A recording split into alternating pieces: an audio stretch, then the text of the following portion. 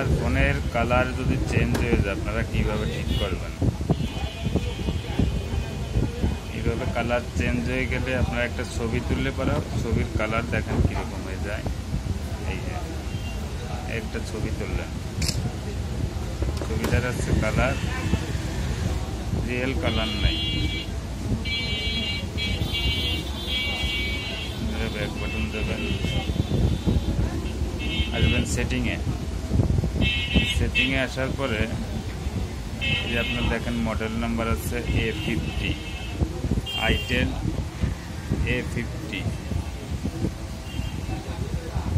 itel A50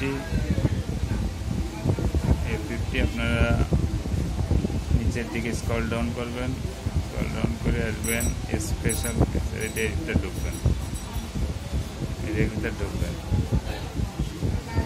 XCB limited, এই অপশনে আসবেন। এই অপশনে আসার পরে এই যে দেখেন টেক্সট অ্যান্ড ডিসপ্লে, এটাতে ঢুকবেন। ঠিক করতে হলে আপনার কালার কন্ডিশন এই অপশনে ঢুকবেন। এই যে কালার, এই যে ইউজ কালার ডিসইন্টিগ্রেশন,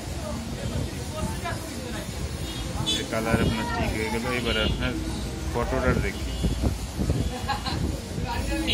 ফটোটা দেখলে পরে এই যে দেখেন অরিজিনাল কালারটা চলে আসছে।